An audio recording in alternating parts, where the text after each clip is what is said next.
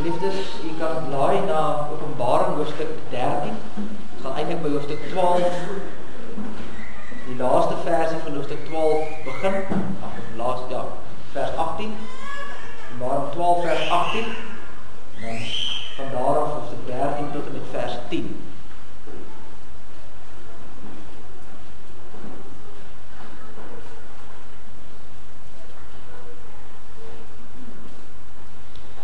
Voordat ons saam lees uit die woord van die Here, kom ons buig ons hoofde en bid ons saam.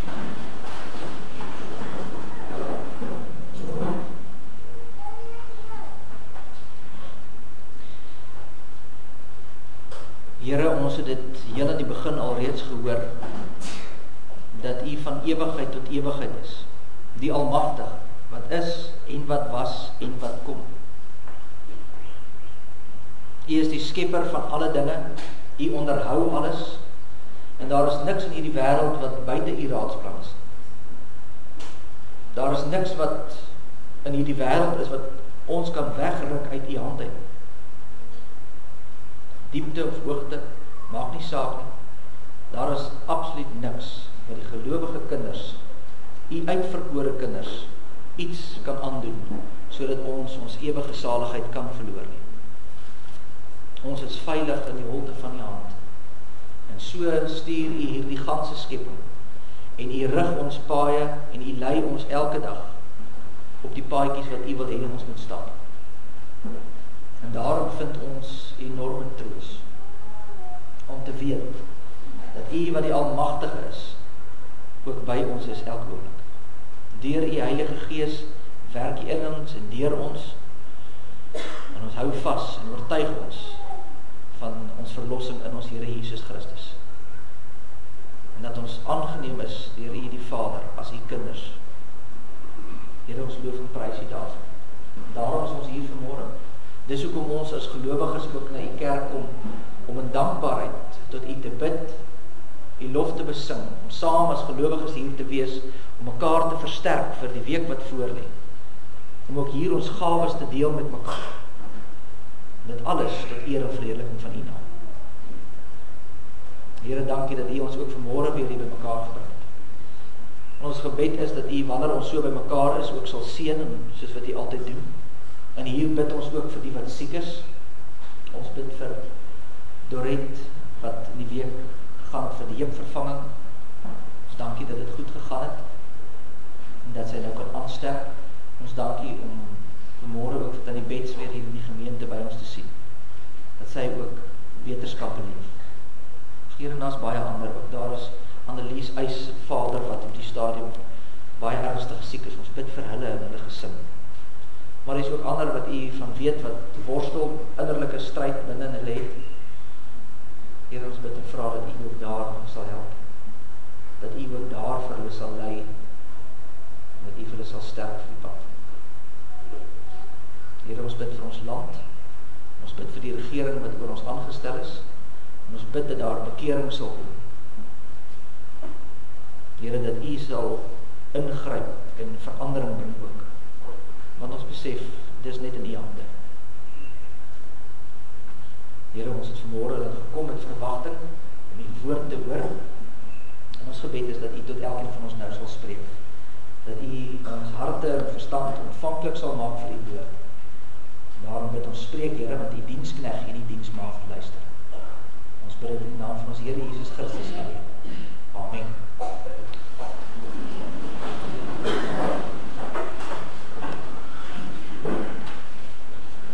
Ons begin by Openbaring hoofstuk 12, die 18de vers. Nou van julle sal sien, as jy dalk nou 'n ander vertaling hier by jou het, jy sien, party van die vertalings plaas daai 18de vers by hoofstuk 13, as die eerste versie. En party van die ou vertaling staan daar aan begin, en ek het op die strand, op die sand van die see gaan staan, en die nuwe vertaling sal jy sien, daar staan die draak het op die sand van die see gaan staan. En die mees korrekte lesing van daai teks is dat die draak daar gaan staan. Dit is nou soos wat die tyd aangaan het, daar nuwe ontdekkings gekom, 1946, 47, het hulle die Qumran geskrifte ontdek, toe is hierdie vertaling al reeds gedoen, op die ander brondokument. Toe ontdek hulle ouer manuskripte wat sê, nee, daai wat ons gehad het, kom in die 7, 8, 9de eeu, nou gaan ons terug na die 2de eeu toe.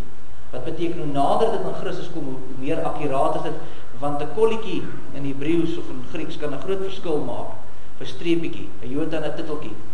So, die nuwe vertaling soos op die nuwe bronteks, en daar sou jy sien staan daar, en die draak het op die sand gaan staan. Dit is nou nie 'n groot teologiese deur die appelkar omgegooi word as mens nou hierdie verskil het nie. Die een sê Johannes het gaan staan en hy kyk wat aangaan, hierdie een sê die nuwe vertaling sê die draak staan. Nou daarin sien ons dan die simboliek daarvan dat ek het in my kop nou uitmaak is duidelik in die Tweede Wêreldoorlog het jy altyd daai prentjie gesien waar Hitler daar staan op die podium en dan mars die mense sy manne so voor hom verby en dan staan hy daar en nou video gaan vir ons skade maak. Ek weet nie soos Hitler op die kansel staan en teken so. Maar dan mars die mense so voor hom verby. En dis amper die idee wat jy kry. Die draak gaan staan, wat die duiwel is, gaan staan nou hier op die sand van die see, en hier kom sy handlanger, sy magte wat hy nou kan gebruik. Hier kom hy aangestap uit die see uit. Daai die van beeld. Hy staan nou, en hy kyk vanuit die see uit, en sal sien nou wat dit beteken, as hy uit die see uitkom, hier kom dit uit. Hier kom die bose, die antichrist uit. So, daar is 'n verskil. Ons ou vertaling sê, en ek, verwys in Johannes, 2020 vertaling, die 83 vertaling sê die draak, en ek reken dat die draak is die beter vertaling van die twee, maar ek lees het soos wat die in ons vertaling staan. En ek het op die sand van die see gaan staan, en ek het 'n dier uit die see sien opkom met 7 koppe, en 10 horings, en op sy horings 10 krone, en op sy koppe 'n naam van Gods lastering. En die dier wat ek gesien het, was soos 'n luiperd, en sy pote soos die van 'n beer, en sy bek soos die bek van 'n leeu. En die draak het hom sy krag gegee, en sy troon en groot mag. En ek het een van sy koppe gesien, net of dit dodelik gewond was, en sy dodelike wond is genees. En die hele wêreld het verwonderd agter die dier aangegaan. En hulle het die draak aanbid, wat die dier mag gegee het, en die dier aanbid en gesê, wie is aan die dier gelyk? Wie kan teen hom oorlog voer? En 'n mond is aan hom gegee wat groot woorde en godslastering uitspreek, en aan hom is mag gegee om dit 42 maande lank te doen. En hy het sy mond oopgemaak om te laster teen God, om sy naam en sy tabernakel en die wat in die hemel woon te laster. Dit is ook aan hom gegee om oorlog te voer teen die heiliges en hulle te oorwin, en aan hom 'n mag gegee oor elke stam en taal en nasie. En al die bewoners van die aarde sal hom aanbid, almal wie se name nie van die grondlegging van die wêreld af in die boek van die lewe van die lam wat geslag is geskrywe is nie. As iemand 'n oor het, laat hom hoor. As iemand krygsgevangenes maak, gaan hy in krygsgevangenskap. As iemand met die swaard doodmaak, moet hy met die swaard doodgemaak word. Hier is die lydsaamheid en die geloof van die heiliges.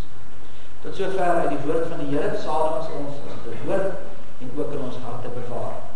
Nou geliefdes, die vorige rond, ek dink so 3 weke terug, het ons stilgestaan by hoofstuk 12 en het ons gesien in daai gedeelte dat die duiwel was nog altyd die groot aanklaer, soos 'n hoftoneel. Hy kom klaar by die regter die mense aan. Soos in die Ou Testament sien jy gereeld dat die duiwel gaan na God toe. As Job daar, as in boek Job, dan verskyn die engele van die Here voor die Here, dan die Satan daar, dan klaar hy, sê, maar kyk wat doen Job, selfs in Sagaria, hy het nog die hele tyd toegang gehad tot die hemel, en hy het mense aangekla en gesê, u sê, hulle mag nie dit en dit, en kyk wat doen hulle, kyk hoe leef daai, kyk hoe leef daai, en hy het die mense by God aangekla en gesê, straf hulle. Maar die oomblik toe Jesus kom, en hy betaal die skuld, en hy vaar op na die hemel, en hy gesit in die regterhand van God, waar hy nou regeer, toe kan die duiwel nie meer inkom. Toe word die duiwel vir hom toegemaak, want wat kan hy nou doen? Hy kan ons nie nou na die Here toe gaan en sê, kyk wat doen daai Christen, kyk wat doen daai Christen, en sê die Here, maar hier is die skuld betaal. Hy is nie skuldig nie. So met ander woorde, die Satan kan nie ons meer gaan aankla, die gelowiges kan nie aangekla word voor God in die hemel. Hy het nie meer plek in die hemel nie, hy is nie meer toegelaat in die hemel, want die prys is betaal. En dan lees ons in Openbaring 12 vers 12, staan daar weer die bewoners van die aarde en die see, want die duiwel het na julle neergedaal met 'n groot woede. Met ander woorde, die duiwel het nog altyd ons gaan aankla in die hemel, nou kan hy nie meer. Nou is hy waar. Hy is wel Nou kla jou aan, dis hy wat nou in jou oor sê, o, jy is nie goed genoeg nie, o, jy kan nie eintlik 'n Christen wees nie, o, jy is te sleg om dit en dat te doen. En so kom kla hy ons nou val hy ons aan hier op aarde, want hy kan nie meer in die hemel wees nie. Dis hoekom die Bybel sê, wee julle, sies tog, arme mense op die aarde, want die duiwel is nou hier los. Vers 17 sê, van die vorige hoofstuk sê, sy versier is nou op die gelowiges, die mense wat nog vashou aan die Here. En dis die agtergrond. So, Openbaring 12 en 13, hierdie 18de vers waar hy sê waar die draak nou op die sand staan, eintlik soos 'n skeniertjie om die twee aan mekaar te verbind. Hoofstuk 12 en 13 is eenheid. Dis 'n skenier wat daar sit en dis hoekom hy daar ingevoeg word. Juis om ons te wys hierdie is eenheid. Hoofstuk 12 sê vir ons, hoekom is die duiwel so kwaad? Waar kom hierdie woede vandaan? Hoekom pik hy so op ons? Hoekom kom hy vir ons? En hoofstuk 13 sê vir ons, hoe doen hy dit? Wat se goed gebruik hy? Hoe gaan dit lyk prakties in die wêreld? En dis wat ons nou sien hier in hoofstuk 13. Belangrik om te onthou ook dat Openbaring is geskryf vir alle mense oor alle tye. Mense maak baie keer die fout om te dink Openbaring is 'n boek wat net in die toekoms gaan gebeur. Ons noem dit futuristies. Dis 'n futuristiese verstaan. Dis net goed wat daar ver, beteken nie eintlik vir ons iets. Maar dis 'n fout. Want onthou, dit was 'n troosboek deur die eeue. Vir Johannes was dit, en die eerste, tweede, derde, vierde, tot vandag, tot in hierdie eeu, die 21ste eeu, was dit nog altyd 'n troosboek. Dis nie iets wat net daar ver gebeur nie. Daar's ook goed wat verwys na die eindtyd toe. Maar meeste van dit wil vir ons wys, dis nie goed wat nou met ons gebeur.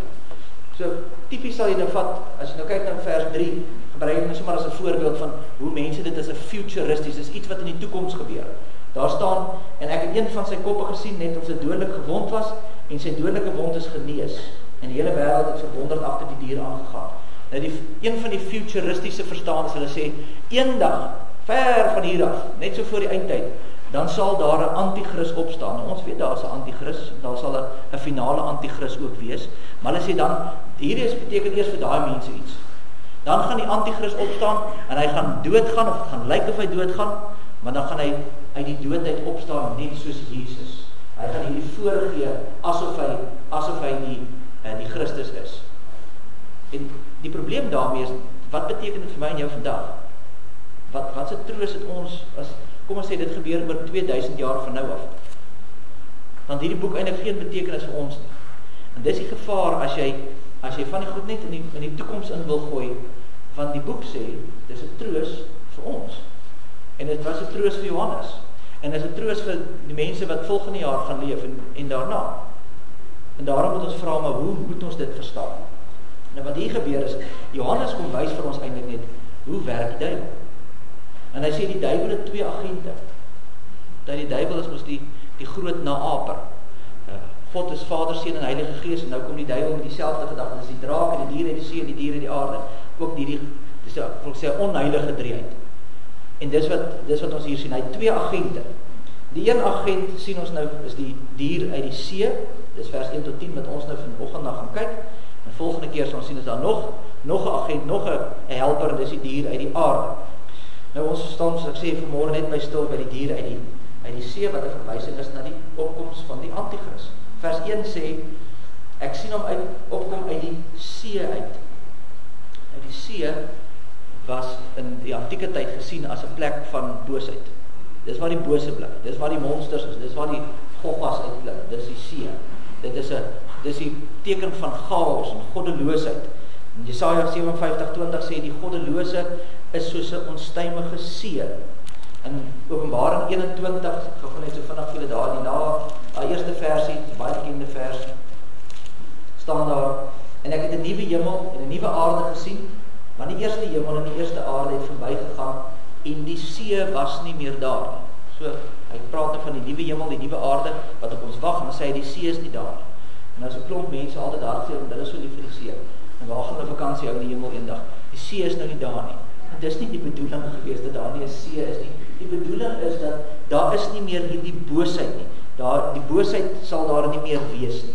So Johannes sien, hy sê hierdie dier uit die see uit, kom uit die goddeloosheid van hierdie wêreld, hierdie chaos. En dit gaan altyd daar wees. dit sal so wees, dat daar altyd hierdie goddeloosheid in hierdie wêreld sal wees. Ons sien dit, dis eintlik waaroor vers 3 gaan. As vers 3 sê, ek sien een van sy koppe wat dodelik gewond word, maar dan word die dodelik gewond genees. Dis hierdie gedagte van, daar's hierdie goddeloosheid wat opkom, in die vorm van regering, van instelling, wat ook al, en dan lyk dit of daar 'n oorwinning is, lyk of hy doodgaan, maar dan pop hy weer op 'n ander plek op. En dan is daar weer 'n aanslag teen hierdie klomp, en dan lyk dit of ons dit wen, en dan spring hy weer die kant op. Dus hy kan net nooit doodgaan nie. Dis die beeld wat gegee word. Sy kop word doodgeslaan, maar dan kom hy weer uit. Dan word hy weer doodgemaak, kom hy weer uit. Dis die bose gaan daar wees tot aan die einde toe. Dit sal altyd daar wees. En ons sien dit in die volgende gedeelte, vers 12 en 14 van hierdie selfde hoofstuk, stel dit op daar. Boosheid sal die heeltyd aanhou en aanhou en aanhou. Nou wat is hierdie dier? Vers 1 en 2. En ek het 'n dier uit die see sien opkom met 7 koppe en 10 horings, en sy horings 10 krone, en op sy horings 10 krone, en op sy koppe 'n naam van Gods lastering. En die dier wat ek gesien het, was soos 'n luiperd, en sy pote soos die van 'n beer, en sy bek soos die bek van 'n leeu, en die draak het hom sy krag gegee, en sy troon, en sy groot mag. Nou Johannes suig nie hierdie beeld uit sy duim uit nie. Soos die meeste van hierdie beelde wat ons in Openbaring sien, kom dit uit die Ou Testament uit. En hierdie kom uit Daniël hoofstuk 7 uit. In Daniël hoofstuk 7 lees ons van 4 diere. Die eerste een was 'n leeu, die tweede een 'n beer, die derde een 'n luiperd, en die vierde een was hierdie verskriklike dier met die 10 horings. Nou waarna Daniël verwys? Wat bedoel Johannes nou hier? In Daniël se tyd het dit verwys na die wêreldmagte. Die leeu was die Babiloniërs. Die beer was die Mede en die Perse. Die luiperd was die Grieke. Die vreeslike dier met die 10 horings was die Romeinse ryk. En wat Johannes nou hier doen is, hy vat nou al hierdie diere en hy maak een groot vieslike monsteragtige dier. En wat sê hy vir ons? Hy sê vir ons, hoe werk die Satan? Wat is die dier uit die see? Wat is die agent? Dis regerings. Dis die wêreldregerings. Dis wat die Satan gebruik. Die regerings is soos hierdie dier wat teen die volk van God opstaan. Met ander woorde, ons leer hier uit dat die wêreld is nie 'n plek vir sissies nie. Dit is leeuwêreld. Dit is gevaarlik. Dit is nie regverdigheid nie. Dit is chaos, dis moord, dis dood. Dis wat die wêreld is. Dit herinner ons as gelowiges om nie in hierdie illusie te beleef en te dink, ag, alles is maar net goed en gaaf nie. Daar's magte wat agter die skerms werk. Dis die realiteit van die wêreld. En Johannes sê in Openbaring 17, as ons nog daarby uitkom, vers 9 tot 11, sê hy hoe die dier in sy tyd gelyk. Wie was die dier in Johannes se tyd? Dit was die Romeinse regering. En dan praat hy hier van die 7 konings, dan kom daar ewe skielik 'n 8ste koning. Hoekom 'n 8ste? Ewe skielik, 7 is dan ons die vol, nou kom 'n 8ste koning. Om vir ons te wys, weet jy wat? Na die Romeinse regering hou dit maar net aan. Hulle gaan dalk tot 'n einde kom, maar dan kom daar weer die volgende groep. Dan kom daar weer die volgende Rome wat opstaan. Hierdie boosheid sal maar altyd daar wees en hulle sal die mense vervolg. Ons besef dit nie altyd nie, want ons dink nie so daarin nie. Maar die regerings is die oorsaak van die meeste mense se dood nog altyd. Nog deur al die eeue. Want wie maak die bekleierery? Wie sit die bekleierery in die gang? Dis konings, dis regerings. Hou nie van daai ou nie, val hulle aan, vat hulle grond. Dink net in die vorige eeu, hoeveel miljoene mense is doodgemaak deur die regerings. Oorlog. Ons gaan oorlog toe, stuur ons manne in. En nie net dit nie. Die meeste van die mense wat vervolg word vandag, word ook vervolg deur hulle regerings. Nou nie alle regerings is sleg nie. Sê nie dat elke regering is nou die dier uit die see nie. Daar is natuurlik ook goeie regerings. Daar is mense wat gehoorsaam is aan God. Maar jy kan verstaan dat die Satan het 'n baie maklike plek om in te kom as dit kom by die regerings, want daar's mag ter sprake. En waar daar mag is daar altyd korrupsie. Dis mos hoe dit werk. Jy weet dit self. Waar oomblik was daar mag en geld is, dan is daar korrupsie. En dis hoekom die Satan juis hierdie dier uit die see gebruik. Dis wat dit is, die regerings van die dag, die groot manne wat in beheer is van die situasie. Die 10 horings wat hier genoem word, is die verwysing na die leiers, die diktators, die konings, die leiers, Dis die 10. Hoekom 10? 10 is weer 'n vol getal. Dit sal altyd daar wees. Sal maar net so wees tot en met die wederkoms van ons Here Jesus Christus. Dit sal altyd so wees. Hulle sal altyd daar wees. Dis nie, ja, ek weet baie mense vandag sê nou kyk, dis die 10 Romeinse keisers en dan tel hulle nou en dan probeer hulle sien maar wie's nou die laaste, wie's nou die 10de een en hulle sê Rome gaan nog steeds aan. Nee, dit is nie, dit is simboliek. Sê vir jou, dis die leiers wat van hierdie organisasies, hulle is die 10, dit sal altyd daar wees. Rome was aanvanklik die dier en die keisers was die horings. Later in die donker eeue was dit die Rooms-Katolieke Kerk en die pause was die horings. In die vorige eeu kan ons sê die kommunisme was die dier en die leiers soos Josef Stalin en Mao Zedong en al hierdie ouens was die horings. En vandag sien ons nie noodwendig een groot wêreldmag nie. Ons is nie soos in die tyd van Rome dat daar een keiser sit en hy beheer alles nie.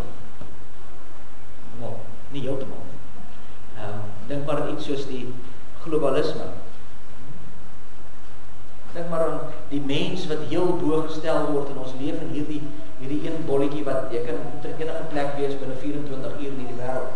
Die wêreld word al kleiner en kleiner en almal moet inval by hierdie reëls.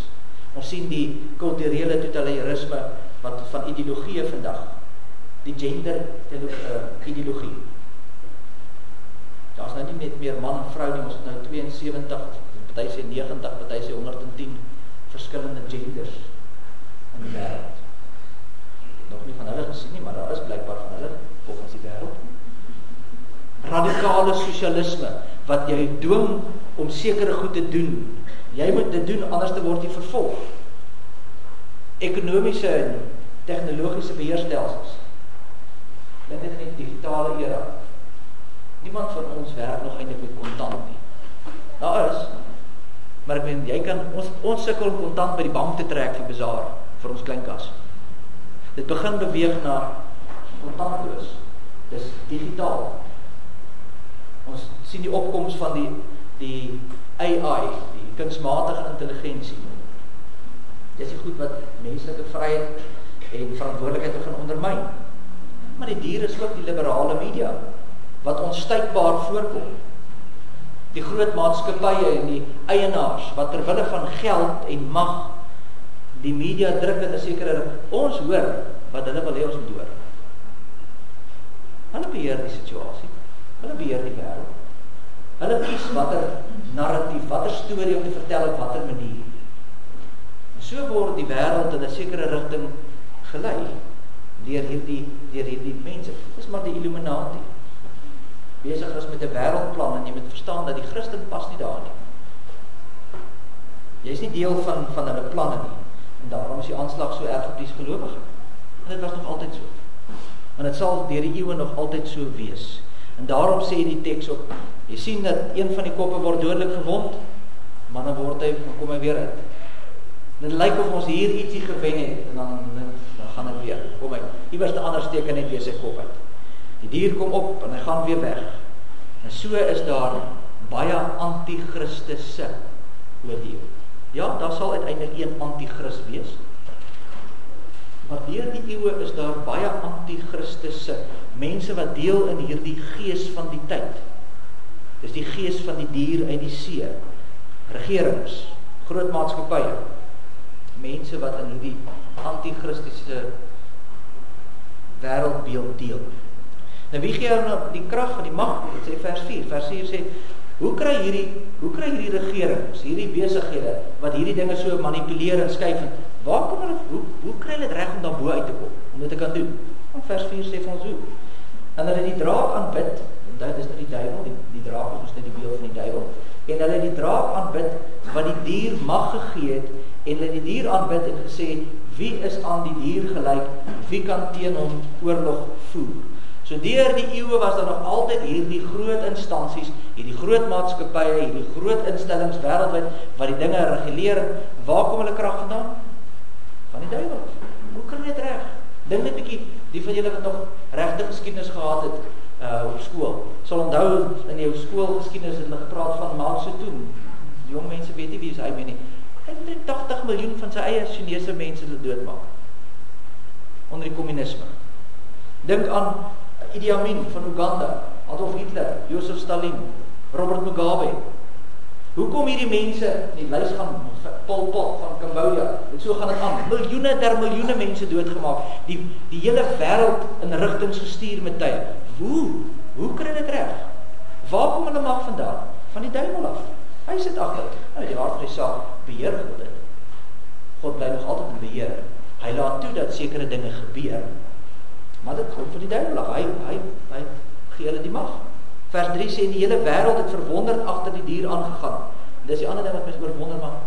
Hier staan hierdie mense op, hulle maak 20, 30, 40, 50 miljoen van hulle eie mense dood, en die ander gaan nog steeds saam. Hoe gebeur dit? Dit is die mag van die duiwel. En uiteindelik vernietig hulle maar net hulle self, want wie dien die slag toe? Wie slaan daai dier se kop elke keer dood, voor hy weer op 'n ander plek kom? God self. Want het is God wat dit beheer. We gaan kyk maar in die geskiedenis. Dink aan Israel. Israel was aanvanklik hier gewees, dit het goed gegaan met hulle, koning Dawid, koning Salomo, en toe begin hulle van die pad afraak, dan sê die Here vir hulle, julle moet op die pad kom, gaan vir julle pak slaag gee, julle moet tot bekering kom. En dan luister hulle nie. Dan word die Assiriërs 'n magtige volk, dan gebruik God die Assiriërs om hulle te kom tig, pak slaag te gee. En dan kerm hulle en sê hulle, maar Here, dis onregverdig, kyk hoe maak die Assiriërs met ons. Dan word die Babyloniërs gestuur om die Assiriërs pak slaag te gee. En dan word die Perse en die Mede gebruik om die Babyloniërs pak slaag te gee.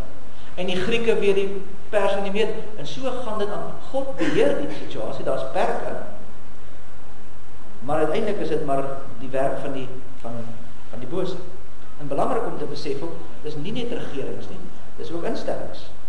Dis ook dinge soos die liberale media, die internet en die kunsmatige intelligensie. Nou dit beteken nie, jy mag nou nie Google gebruik, of jy mag nou nie ChatGPT gebruik meer nie. Ek sê nie, jy mag dit glad nie gebruik nie.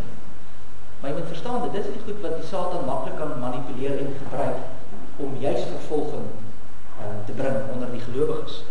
Dit is juist hier waar dit maklik is om die gees van die tyd, die dier uit die see, se tentakels in te stuur, om juist daar te krap.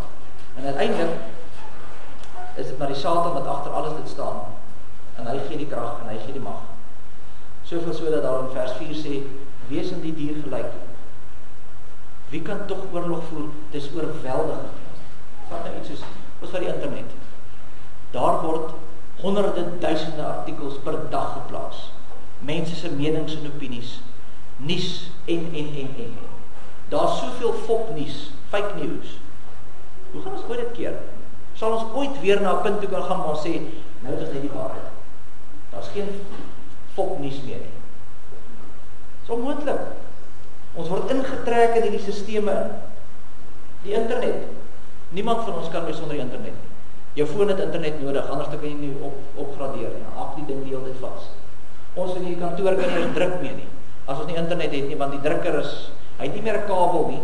Jy het internet nodig. Jy druk deur die internet moet jy na die printer toe gaan, na die drukker toe. Ons is dieselfde met die intelligensie, die kunsmatige intelligensie. Dit is so deel van ons gebruik dit. Industrie is besig om heeltemal te verander. Mense begin werke verloor, dan begin nuwe werke opkom. Dis heeltemal 'n verskywing, 'n paradigma skuif. Al die goed wat opkom. En dan kom ons op 'n punt waar ons sê, "Wat kan ons ooit keer? Gaan ons ooit, hoe kan ons teen die ding opstaan?" In plaas daarvan dat ons soos die Ou Testament vra, wie is soos God, word ons oorval deur hierdie tegnologie en oorval deur hierdie mag van die wêreld en sê, "Maar wie soos hierdie dier? Ons kan nie. Ons gooi ons hande in die lug en op en sê, ons gaan nooit wen nie. Ons raak moedeloos." Nou as jy daar kom, dan moet jy onthou, hoofstuk 12 en hoofstuk 13 gaan saam, daar is 'n skenierie tussenin. En jy moet onthou wat staan in hoofstuk 12. Hoofstuk 12 sê, die duiwel is alreeds oorwin. Hy kan jou nie oorwin as gelowige nie, want die Here het klaar aan die kruis gesterf vir jou, en jy is klaar gered, en daaraan moet jy vashou wanneer dit vir jou oorweldigend begin raak, wanneer hierdie te veel raak, en voel, maar ek kan nou nie meer nie. Die Here het die duiwel reeds oorwin. Nou ja, ons sien dan twee kenmerke ook aan hierdie dier, want as ek net vir jou sê, dis nie alle regerings en alle maatskappye wat nou, asseblief nou nie almal wat nou maatskappye het aanval en sê hulle is van die duiwel af nie. Nie elke maatskappy, groot maatskappy of 'n regering is van die duiwel af nie. Daar's kenmerke. Jy kan sien watter is van die Here en watter is van die duiwel. Hoe gaan jy dit sien? Staan nie so. Daar's twee wat gegee word. Die eerste ene, daar kan een van hulle wees of al twee kan daar wees. Die eerste ene is godslastering. Vers 1 sê, op hierdie koppe van hierdie dier is die naam van godslastering. Nou in die tyd van Johannes was dit nou maklik om te sien, want die dier van sy tyd was die Romeinse regering, en hulle het keisers gehad, en in die jaar 37 tot 41 het daar 'n keiser Caligula opgestaan, wat so mal was soos 'n haas, en hy het verklaar, hy is God, en sy perde is ook God. En sy mense is gedwing om hom en sy perde te aanbid. En dis waar dit begin het. En van daar af is daar aanvaar, dat elke keiser daarna is God, en hulle moet aanbid word. So dit was niks anders as godslastering. Iets word aanbid wat nie God is nie. Vers 5 sê, 'n mond is aan hom gegee, dis nou die dier, wat groot woorde en godslastering uitspreek, en aan hom is die mag gegee wat vir 42 maande lang doen. Weereens die godslastering, is kenmerkend van hierdie regerings, hierdie instellings, hierdie maatskappye, die godslastering. Maar dan kom die 42 maande weer, ons het al daaroor gepraat, 42 is 'n verwysing na 'n kort tydperkie, dis die helfte van 7. 42 maande is 3,5 jaar, dis ook 1260 dae, dis wat sê die teks, tye en 'n halwe tyd, dis alles dieselfde verwysing, verwys na 'n halwe van 'n 7, vir ons sê, dit hou nie vir altyd nie. God sal ook uitkoms gee, daar is ook genade, jy moet stil sit. So jy moet, daar is genade tyd ook, so dit is wat ons hier sien, so dit is ook dat God het beheer oor die situasie. Vers 6, en hy het sy mond oopgemaak om te laster teen God, om sy naam en sy tabernakel en die wat in die hemel woon, te laster, so God en sy kinders word sleg gesê. Die wat opstaan vir reg en geregtigheid sal sleg gesê.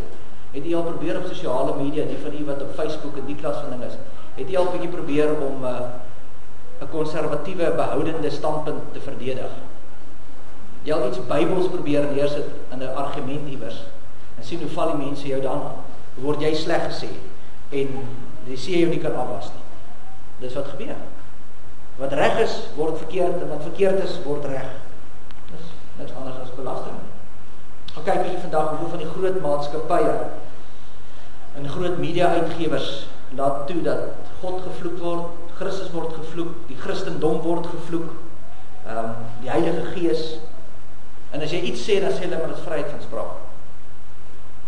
Maar, gaan kyk na die selfde instansies, wat doen hulle wanneer die moslimgemeenskap aangeval word, of wanneer iemand oor Allah, of Mohammed iets sê, of wanneer die Chinese kommunistiese party beskuldig word van iets, dan is dit binne paar minute word daai goed verwyder.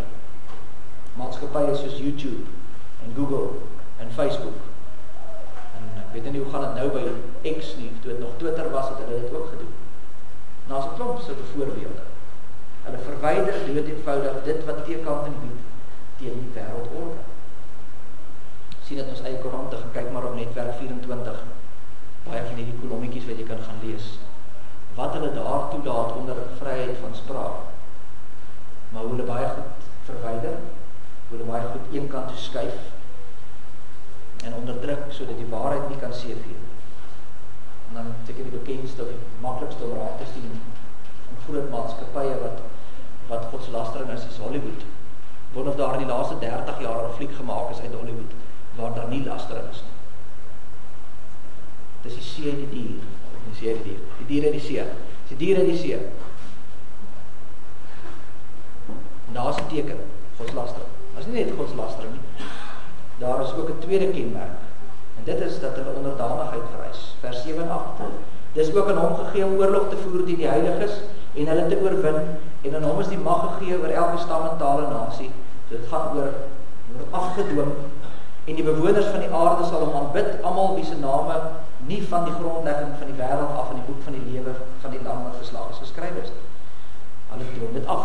Elke volk en taal en stam en nasie. Daar is nie so 'n ding soos 'n Christelike volk meer nie. Daar is nie 'n volk wat hierdie wêreld wat sê ons is Christelik almal nie. Daar is nie so iets. Dit is almal geïnfiltreer. Elke stam en taal en volk en nasie Die deel van hierdie gees van die antichrist het al deurgesyfer.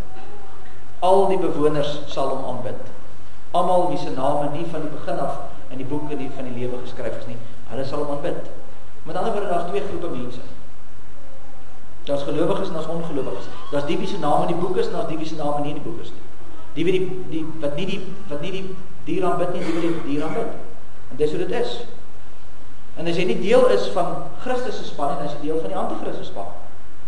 En ons leef in hierdie illusie dat daar meer as twee groepe is. En mense sê, ja, maar ons is ateïste, of ons is moslems, of ons is buddhiste, of ons is geen nie om nie, ons is watter ander ding. Ons is nie deel van die antichrist. Natuurlik is jy.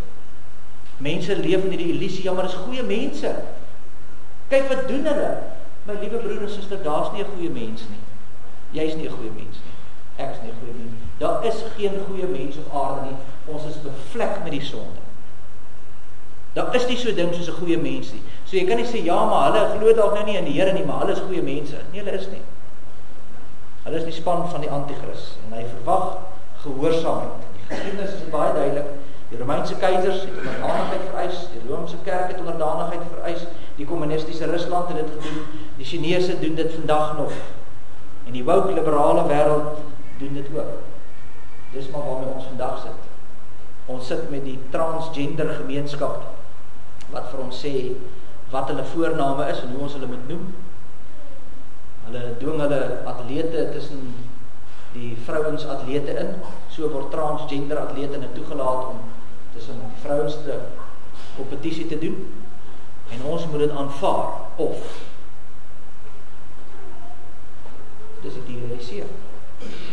En so is dit in elke leeftyd baie sigbaar. Daar's baie keer baie duidelike diktators. Kyk, dink nou net Noord-Korea en Kim Jong-un, die supreme leader of North Korea, soos hy homself die titel vir homself gegee het. Met 'n eystervuis regeer hy almal. En almal sê, dit is verskriklik wat daar gebeur. Jy het gesien wat in ons eie land gebeur. Jy al bietjie gaan sit en dink daaroor.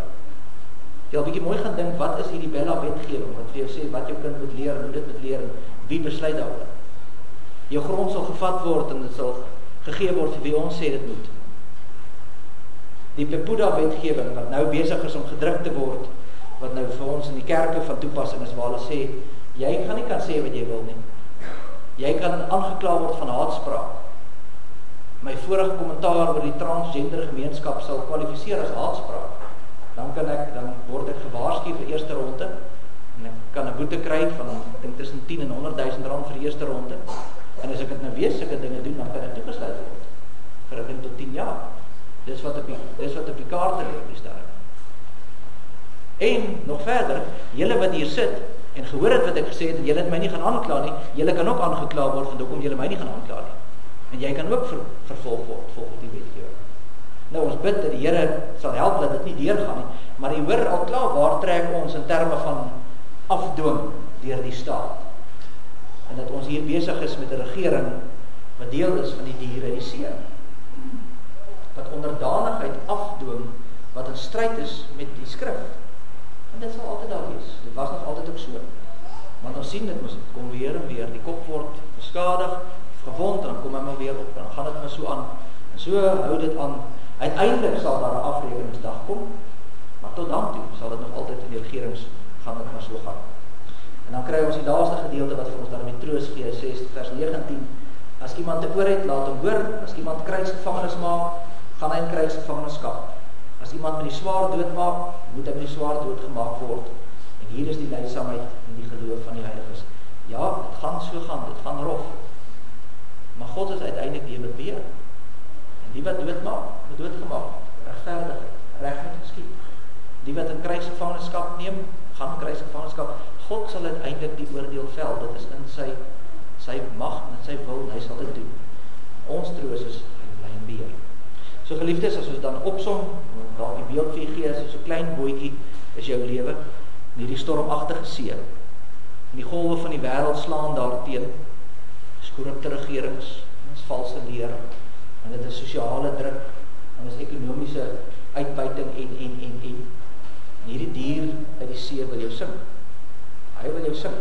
Hierdie gees van die wêreld wil hierdie bootjie van jou onder te trek in hierdie chaos. troos wat ons het, gaan terug die hele tyd nou in hoofstuk 12, wat hierdie skenier hier aan vas is, maar God het reeds die Satan verslaan. Die gelowige is veilig. Die bootjie gaan skit, die water gaan spat, en dan gaan hy bietjie vol word, en het lyk of hy gaan sink, maar hy sal nie sink nie. Nie vir die gelowige nie. Hoekom nie? Want jou naam is in die boek van die lewe. Jy is veilig in sy hand. Gaan het maklik wees daar buite? Nee. Maar jou bootjie sal nie sink nie. Want jou naam is opgeskryf in die boek van die lewe. Amen. Kom ons bid saam. Almagtige God en Hemelvader, Here, ons dankie dat U vir ons in hierdie boek ook kom vertroosting gee. 'n Boek wat vir ons baie keer so oorweldigend lyk. En as ons hoor waaroor die dinge gaan, dan wil ons ook soos die wêreld sê, maar hoe sal ons ooit teen hierdie dier opstaan? Hoe sal ons ooit hierdie oorlog wen? Here, dankie dat U alreeds triomfeer. U het reeds in Christus ons as gelowiges vrygekoop. En U hou ons in die holte van die hand. U lei ons in hierdie wêreld en daar is niks wat ons uit U hand sal kan ruk. Ons siele is veilig by U en sal wees tot in alle ewigheid. Here, gee vir ons die krag, bemoedig ons om hierdie stryd wat ons moet stry elke dag te doen. Met oorgawe, met die wete, U is by ons. Wanneer ons moedeloos word, wanneer die Satan ons aanval, Here, dat ons sal terugdink aan hierdie hoofstukke van Openbaring, dat dit werklik waar vir ons 'n troostboek sal wees, dat ons nie sal bang wees vir hierdie beelde nie, maar juist daaruit troospunt, te weet U is in beheer. Ons loof en prys U daarvoor in Jesus naam. Amen.